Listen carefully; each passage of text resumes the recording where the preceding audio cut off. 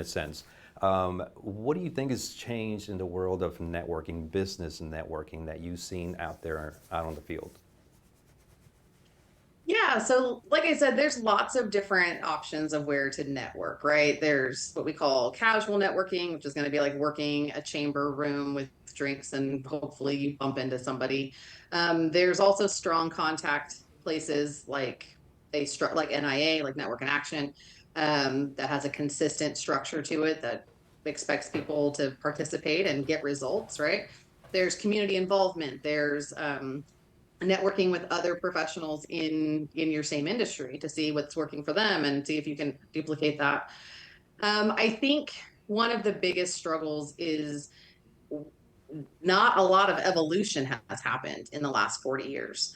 The chamber's been around for over 100, BNI has been around for over 40, and the system is still in place and is not taking into account what the society has done to transition over the last 40 years, right? We've got a huge influx in technology. AI is making things simpler for people.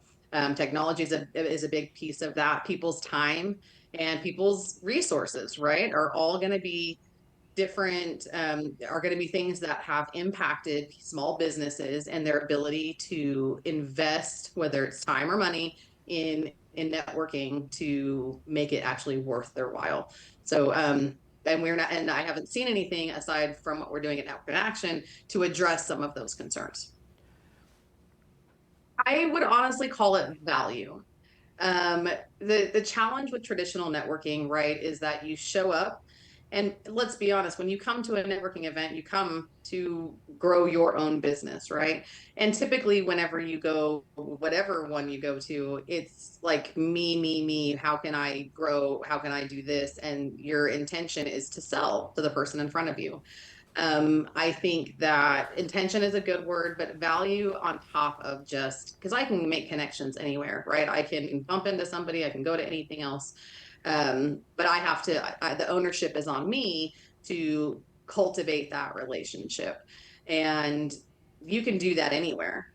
But where can you go where you can actually be in the same room with somebody who has the same intention to want to help you as much as they want to, as you want to help them?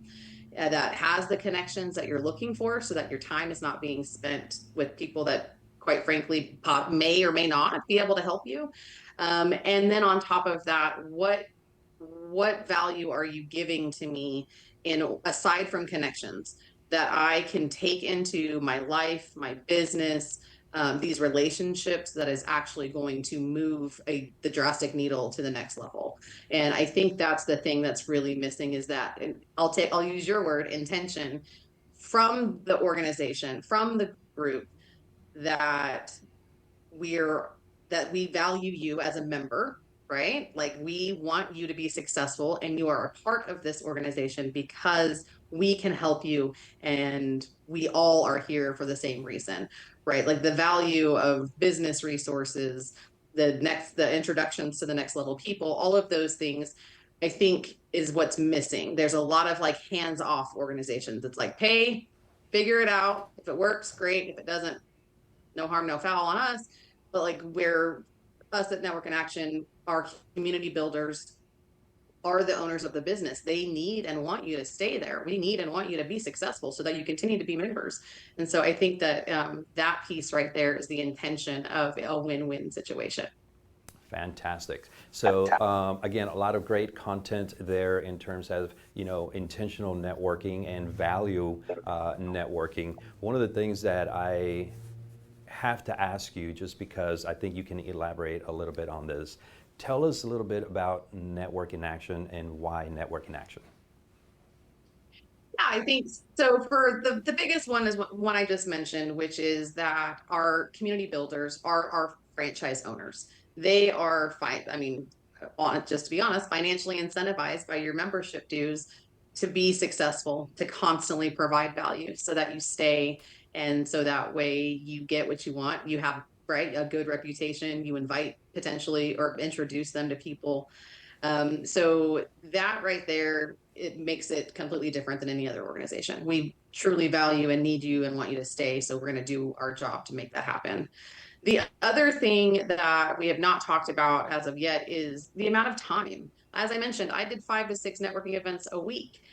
I was an independent contributor, right? So like that was my full-time job. But if you're looking at like a service provider or anybody who actually has to do the fulfillment piece of building the website or plumbing the pipes or anything like that, every minute they are not, servicing their customer and they are investing in their business, which they need to do, but that's also it's that trade-off, right? And there's only so much time in the day, and we value that greatly at Network in Action. We because of the intention, because of our commitment to one another, because of the value in our monthly meetings, we are actually saving networkers 80 to 100 hours a year by knowing that when they come to our meeting, they are focused on their business and each other for those 90 minutes, and it's value add, value received, and referrals generated, and then they can go back to doing their business.